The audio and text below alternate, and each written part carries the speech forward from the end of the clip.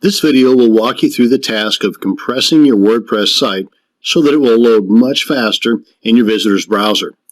Now, adding code to your website's server can be scary, but my goal with this video is to help you increase the load speed of your WordPress site and remove all that scariness along the way. Now, what we're going to do is use something called GZip compression. Now, if you have ever downloaded and unzipped a zip file or right-clicked on a file and zipped it up, well, then you are kind of familiar with this GZip process because it's pretty much the same thing, only the zipping and unzipping is done automatically and your site is served up in your visitor's browser at around 50 to 70% of a smaller size. So first off, I want to show you a test on my website before the compression. Then we're going to do the compression. Then we're going to retest to see the almost instant speed increase. And by the way, there are several ways that I'm going to be showing you how you can actually compress your sites. So with that said, off to the test. This is the site here that we're going to be testing and compressing and then retesting. I'm going to go ahead and copy that URL into my clipboard. This is the site that I'm going to use to test the compression. Now, there's quite a few of these online compression test sites that you can check with, but this is just one of them that I'm going to be using in this video. So right here, and by the way, whenever you get here, what'smyip.org, come on down here, click on HTTP compression. Right here, enter the URL to test. Click on test. Gives you a nice little sad sound. Sorry. And of course, this big red stop sign looking thing. That tells you that it is not compressed. But it tells you right here, if it were compressed, the potential savings and what it is and what it could be. Now then, let's go ahead and clear this out. Refresh. And by the way, this right here tells you if the browser that you're using, and currently I'm in the latest Chrome browser, is good for compressing content. And this is usually the case in most all current browsers. Older Firefox or that browser called Netscape, some of you might be aware of, some of those did not process compressed content. So there were issues then. But most of the browsers nowadays, that's not an issue at all. But this is good to know that if you get the green check mark, that your browser is good. So the first way is the easiest, and that's going to your cPanel control panel, coming on down here to Optimize Website, and usually, in mine anyway, usually you're going to find that in the Software Services panel close to the bottom. So if your cPanel control panel has this, then this is the best way to go, the easiest way to go. Click on that, compress all content, click on Update Settings, go back. Now let's come on back here, run that test again, click on Test. Ta-da, and we're good. Okay, so let's try another way. Refresh. Come on back here and let's disable this again.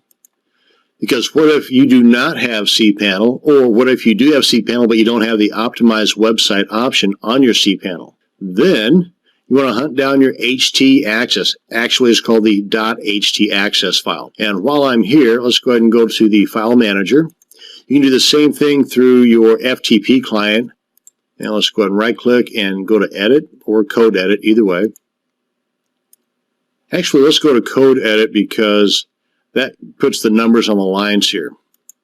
And this pops up here because this is a WordPress site and I've used the permalinks feature.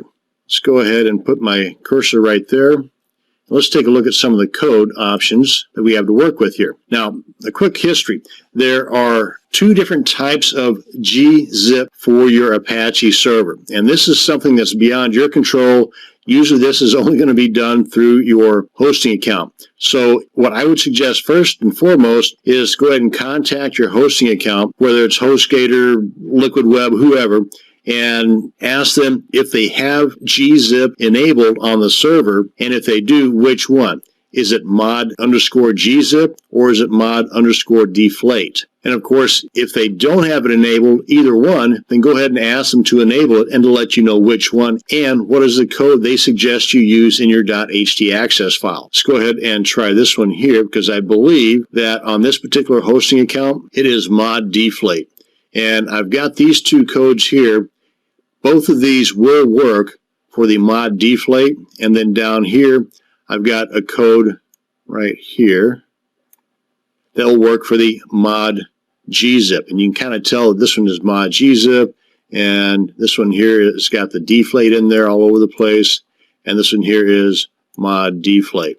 So these two will work if it's mod deflate. So let's go ahead and just copy all this in here and just paste that at the end. Okay, that didn't work out right. Let's undo that. Control Z will undo that. And let's go ahead and format, take that off.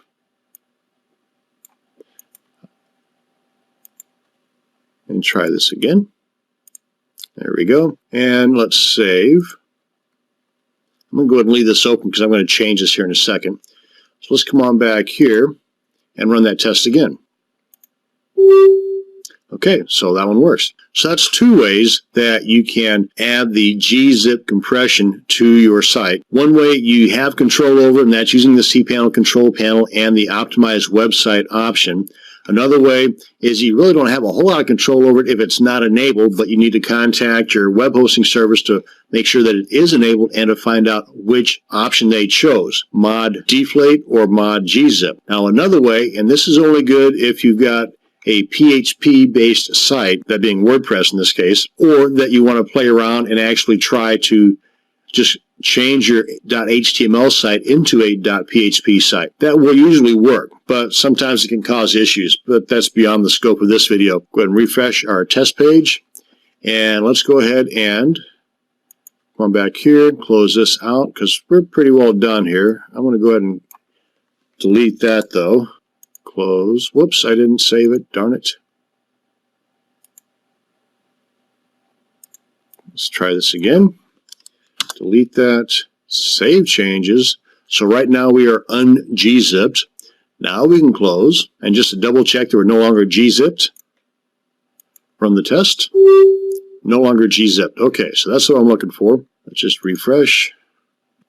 And we're done here. Get out of here. And we're pretty well done here as well, so I'm going to go ahead and log out of here. So what I want to do at this point is log into the dashboard area of our WordPress site, and I've already done that. And if you're not familiar with how to do that, there's plenty of tutorials online. Basically, you just put in your URL /wp-admin. You'll probably be prompted to enter your username and password, and then just log in, and you'll end up somewhere like this. At this point, you want to come into the Appearance panel, go down to Editor, and you want to come over here to the far right and click on Header, so that will bring you to the header.php file.